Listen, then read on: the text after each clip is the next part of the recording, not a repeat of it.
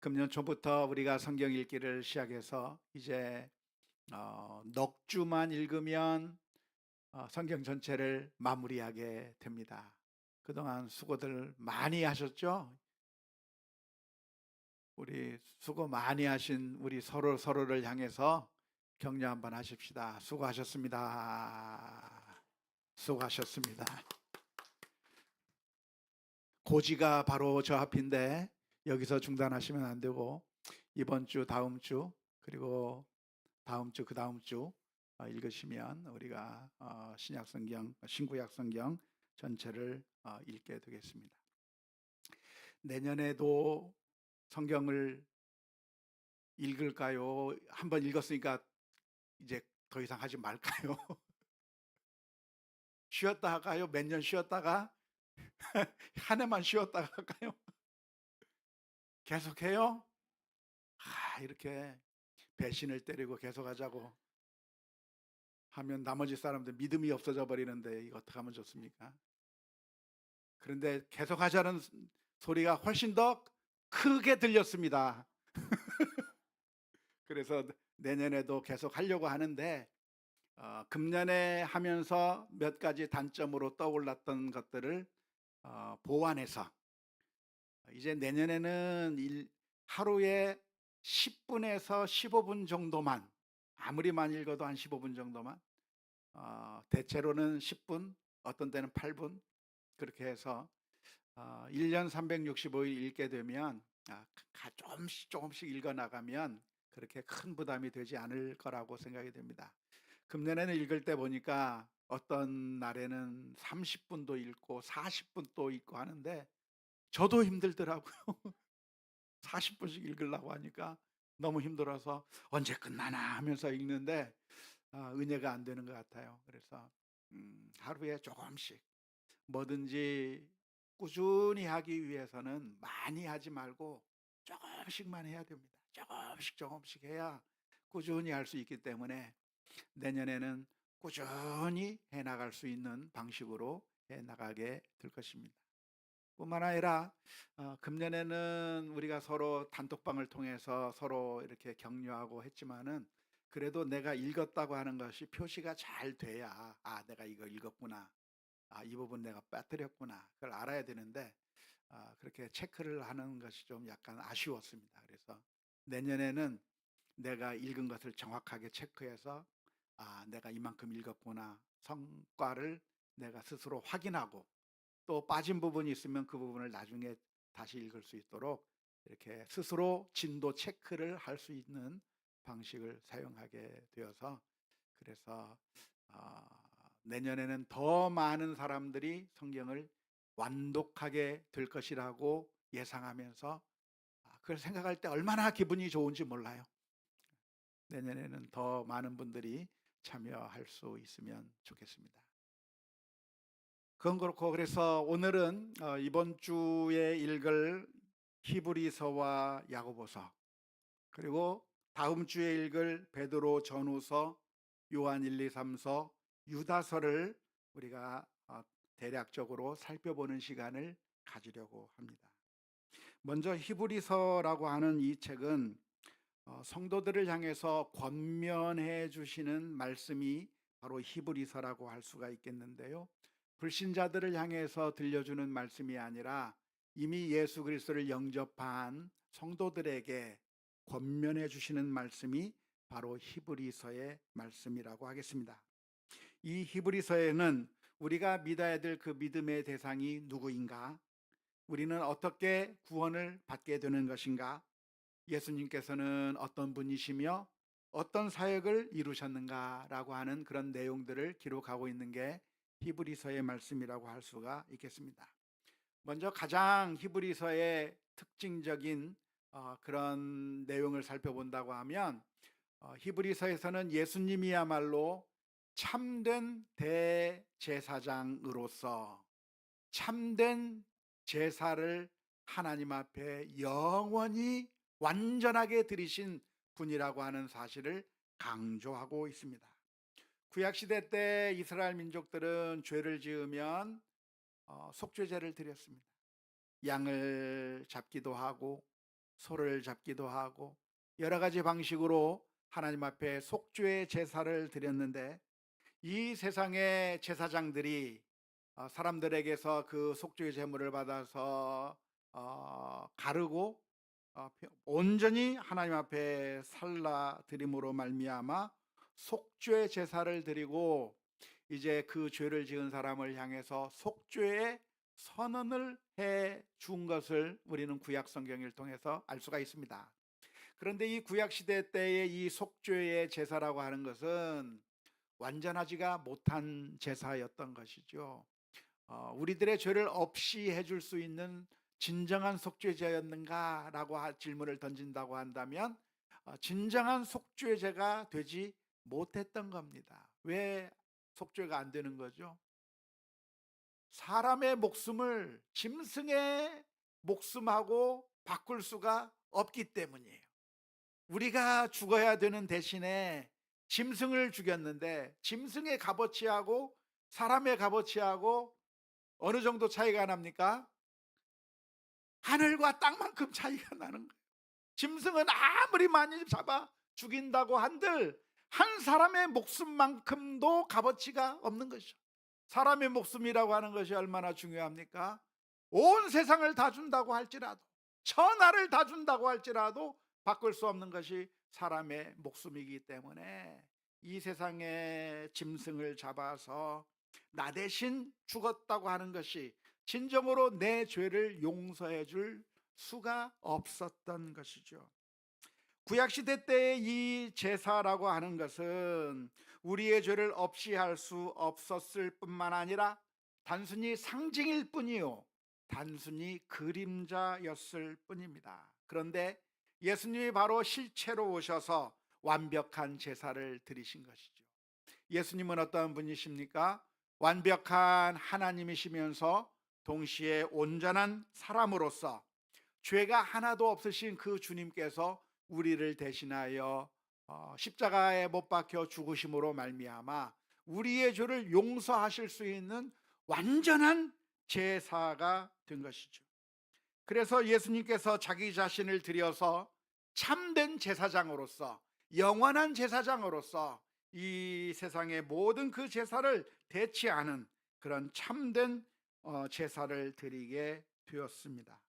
그래서 우리가 예수님으로 말미암아 용서를 받게 되었고 우리가 구원을 얻게 되었다고 하는 것을 아주 자세히 설명해 주고 있는 것이 바로 히브리서의 말씀이라 하겠습니다. 그리고 그 예수님께서는 지금도 우리를 위하여 일하고 계시는 것이죠. 그 옛날 대제사장들은 얼마 살다가 죽어버리면 끝입니다. 더 이상 우리를 위해서 해줄 수 있는 게 없습니다. 하지만 예수님께서는 지금도 우리들을 위해서 간구하고 계시는 것이죠. 우리의 모습을 보시고 우리를 공감하시며, 예수님은 우리의 연약함을 친히 경험하신 그 주님이시기 때문에 우리의 모습을 다 그대로 짊어지시고 우리를 위하여 지금도 기도하고 계시는, 하나님을 향해서 간구하고 계시는 그 제사장으로서의 역할을 지금도 수행하고 있다 하는 것이 히브리서의 메시지가 되겠습니다. 뿐만 아니라 히브리서에서 나타내고 있는 이 메시지가 무엇이냐면, 지금 우리 교회 공동체가 그 옛날 광야의 공동체와 비슷하다고 설명하고 있습니다. 이스라엘 민족이 광야 생활을 하면서 저 가나안 땅을 향해서 갔던 것처럼 우리 크리스천들은 누군가 지금 이 세상에서, 광야와 같은 이 세상에서 살면서 영원한 본향인 저 천국을 향해서 가는 것이 마치 우리 교회 공동체가 그 옛날 이스라엘 광야 공동체와 비슷하다고 설명하고 있는 것이죠. 그래서 지금 우리가 살아가고 있는 이곳은 우리의 종착역이 아닙니다. 여기서 우리가 살아가고 있는데 여기가 우리가 영원히 살 곳인가요? 아닙니다. 여기는 우리가 잠시 거쳐가는 곳이에요. 우리는 이 세상에 거주자로 살고 있습니까? 나그네로 살고 있습니까? 나그네로 살고 있어요. 그래서 최헌도 그랬잖아요. 인생은 나그네 길 하면서 노래 불렀잖아요. 그 허스키한 목소리로 우리 인생이 잠시 머무르면서 지나고 있는 나그네 인생인데 영원한 본향을 향해서 가고 있다고 하는 사실을 대비시켜 주고 있는데, 그렇기 때문에 우리는 이 광야 이스라엘 민족을 보면서 많은 영적인 교훈을 얻어야 합니다. 안타깝게도 이스라엘 민족은 광야에서 하나님 말씀을 순종하지 않았어요. 하나님을 신뢰하지 않았던 것이죠. 매 순간순간마다 하나님의 말씀대로 살지 못했었습니다. 만나와 메추라기를 주는데 만나를 6일 동안 거두는데 하루에 1인분씩만 거둬라, 하루치 먹을 양만 거두어라 하는데도 욕심을 부리면서 많이 거두려고 했고, 안식일 날 거두지 말라고 했는데 안식일 날 나가보기도 했고, 또 여러 가지 일들을 만날 때마다 그때그때마다 불순종했던 그 이스라엘 민족을 보면서 우리도 그런 이스라엘 민족처럼 불순종의 삶을 살 것이 아니라 이 세상에 사는 동안에 우리는 하나님의 말씀에 순종하며 살아야 되겠다고 하는 그런 교훈을 얻어야 한다고 가르쳐 주고 있습니다. 뿐만 아니라 우리는 이 세상의 것들이 전부가 아니라, 종착역이 아니라 우리의 소망은 저 천국 영원한 안식을 바라보면서 살아나가야 될 것이라고 믿습니다. 우리가 이 세상에서 나그네로 살아가고 있기 때문에 나그네 길 가다가 뭐가 망가지면 괴로워할 필요가 있을까요? 없습니다. 여행 가다 보면 아시겠지만 여행 가다가 뭐가 틀어지면 다르게 가면 됩니다. 잘못된 뭔가 좀 문제가 생겼다 그러면 돌아가면 됩니다. 나그네 길이라고 하는 것은 무엇인가? 여기에 영원히 살 게 아니에요. 우리가 영원히 이 세상에서 살 것이 아니기 때문에 이 세상의 것들이 조금 무너진다고 해서 절망하지 마세요. 이 세상의 것들이, 우리가 소원하던 것들이 이루어지지 않는다고 해서 절망할 게 아니라 영원한 소망을 바라보면서 영원한 안식을 바라보며 믿음으로 승리하는 우리 모두가 다 되어야 될 줄로 믿습니다. 자, 광야 이스라엘 민족들은 실패했는데 우리들은 성공할 수 있을까요? 실패할까요? 우리도 실패할 것 같은 불안한 기분이 드는데, 하지만 우리에게는 누가 있습니까? 예수님께서 계시는 것이죠. 히브리서 4장 14절에서부터 16절 말씀 이렇게 기록합니다. 그러므로 우리에게 큰 대제사장이 계시니 승천하시니 곧 하나님의 아들 예수시라. 우리가 믿는 도리를 굳게 잡을지어다.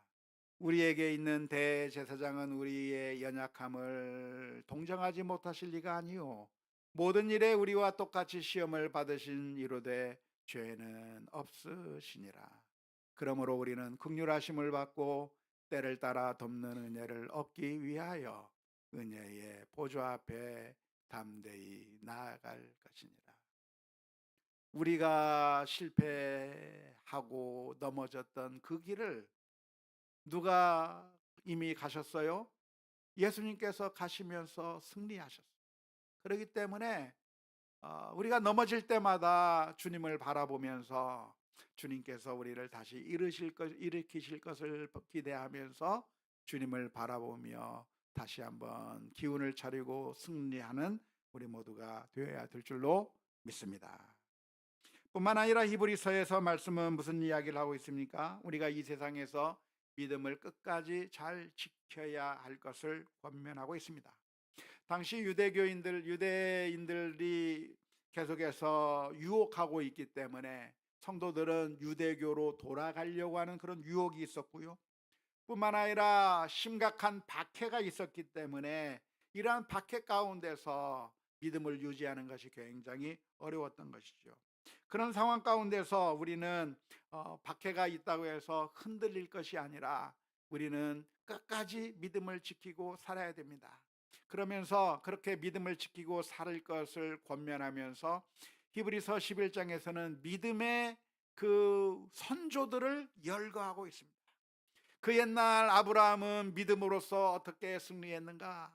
그 옛날 그 모세는 어떻게 믿음으로 이겨냈는가? 그 옛날 다윗은, 그 옛날 모세는 어떻게 믿음으로 승리했는가를 설명해 주면서 쭉 열가면서, 그러므로 이렇게 허다한 증인들이 우리 앞에 있으니 그들을 보고 또한 용기를 얻으며, 또한 우리는 누구를 바라봐야 된다? 예수 그리스도를 바라봐야 된다 권면하고 있는 것이죠. 히브리서 12장 2절 말씀, 오늘 읽은 말씀인데요, 이렇게 기록하고 있습니다. 이러므로 우리에게 구름같이 둘러싼 허다한 증인들이 있으니 모든 무거운 것과 얽매기 쉬운 죄를 벗어버리고 인내로서 우리 앞에 당한 경주를 하며 믿음의 주요 또 온전케 하시는 이인 예수를 바라보자. 그는 그 앞에 있는 기쁨을 위하여 십자가를 참으사 부끄러움을 개의치 아니하시더니 하나님 보좌 우편에 앉으셨느니라. 예수님만 바라보면 힘이 나요. 정말 힘들고 고통스러울 때, 배신을 당해서 정말 쓰라릴 때, 정말 힘들고 어려울 때, 우리가 그 사람만 보면, 환경만 보면 무너질 수 있습니다. 그런데 우리가 언제 다시 새 힘을 얻습니까? 우리 주님을 보면 힘이 솟아오르는 거죠. 알고 보니까 사실은 나도 예수님을 배신했는데 그 주님께서 나를 사랑하시고 품어주시고 나를 위하여 십자가를 지신 그 주님을 바라보면서, 그렇구나, 주님께서 나와 같은 사람도 용서해 주셨구나 하면서 나를 배신한 그 사람을 바라볼 때 미워하는 마음이나 아니면 그 사람을 어떻게 복수하고 싶은 그런 마음에 불리는 것이 아니라, 나도 주님께서 용서해 주셨는데 나와 같은 사람도 용서해 주신 그 주님을 바라보면 다시 한번 내가 정신을 차리고 다시 사랑할 수 있는 힘과 용기가 생기는 것이죠. 그래서 언제나 우리는 예수 그리스도를 바라보며 믿음으로 승리해 나가는 모든 성도들이 되어야 될 줄로 믿습니다. 야고보서의 주제는 참된 믿음이란 무엇인가라고 하는 것을 설명하고 있습니다. 야고보서를 읽어보면 행위에 대한 강조가 나오는데요, 특별히 믿음과 행위를 대비시켜 놓는 것 같아서 바울 서신의 가르침과 야고보서의 가르침이 완전히 상반된 것처럼 그렇게 느낌을 받을 때가 있습니다. 하지만 야고보서는 믿음이 필요 없다고 하는 이야기가 아니에요. 믿음으로 구원을 받지 못한다고 하는 이야기가 아니에요. 야고보서에서 말하고 있는 것이 무엇이냐면, 도대체 참된 믿음이라고 하는 게 무엇이냐라고 하는 겁니다. 믿는다고 말로만 하는 게 믿음이 아니라, 내가 예수님을 믿는다고 한다면 무엇이 자동적으로 따라와야 되는 것이죠? 행위가 따라 나오는 거예요. 왜 믿으면 왜 행위가 따라 나오는 것이죠? 왜냐하면 믿음은 주님을 안다고 하는 지적인 동의 정도가 아니라, 믿음이라고 하는 것은 내 인생을 주님께 온전히 맡기겠다고 하는 의지적 결단이기 때문에 그래요. 믿음은 지적인 동의가 아니라 의지적인 결단이 믿음이기 때문에 그런 것이죠. 예수님을 나의 주, 나의 하나님으로 내가 받아들였다고, 내가 의지적으로 결단했다고 한다면 이제는 내가 악을 행하는 것이 아니라 선을 행하는 것이 당연한 줄로 믿습니다. 그런데 안타깝게도 교회 역사를 통해서 수많은 성도들이 믿음이 있노라고 말하고, 나는 믿음으로 구원을 얻는다고 말하면서 전혀 그 삶이 주님의 뜻과는 정반대되는 삶을 사는 예들이 너무나도 많이 있어 왔고, 그것 때문에 교회가 조롱을 받아왔고 무시를 당해 왔는데, 야고보서의 가르침이 무엇이냐면 참된 믿음이 무엇인가?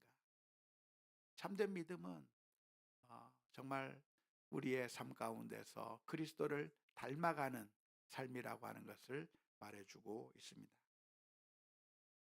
베드로 전서, 베드로 후서에서는 우리 성도들이 박해를 받을 때 믿음을 견지해 나가야 된다고 하는 가르침을 주고 있으며, 또한 거짓 그리스도가 유혹할 때 그러한 거짓 그리스도의 가르침에 넘어가지 말라고 하는 경고의 말씀이 기록되어 있습니다. 요한일서, 요한이서의 말씀을 보면 우리가 구원을 얻었다고 하는 그러한 확실한 말씀을 전해주고 있습니다. 요한일서 5장 13절 말씀에 보면 이런 말씀이 기록되어 있는데요. 내가 하나님의 아들의 이름을 믿는 너희에게 이것을 쓰는 것은 너희로 하여금 너희에게 영생이 있음을 알게 하려 함이라. 우리가 예수 그리스도를 믿었는데 우리에게 영생이 있습니까? 없습니까? 있어요. 있다고 하는 사실을 알려주기 위해서 그런 이야기를 쓰고 있는 것이고, 예수님을 우리가 믿었기 때문에 이제는 하나님의 자녀로서 신실하게 살아갈 것을 권면하고 있는 것이죠. 뿐만 아니라 유다서에서는 거짓 교사와 싸울 것에 대해서 이야기하고 있습니다. 그래서 이 요한 1서에서부터 요한 3서까지의 내용을 보고 또 유다서까지의 내용을 본다고 한다면 지금도 마찬가지지만 그 당시에도 계속해서 잘못된 거짓 교사들이 성도들을 많이 유혹하고 있었던 때가 있는데, 그러한 거짓 선지자들을 잘 분별해서 잘 물리치고 참된 믿음 가운데 제대로 서라고 하는 그런 권면을 우리들에게 해주고 있습니다. 이번 주하고 다음 주하고 우리가 이 말씀들을 쭉 읽어 나가는 가운데 하나님께서 우리들의 심령 가운데 깨달음을 주시고 또한 더욱더 믿음으로 잘 승리하는 우리 모두가 다 될 수 있기를 주님의 이름으로 축원합니다.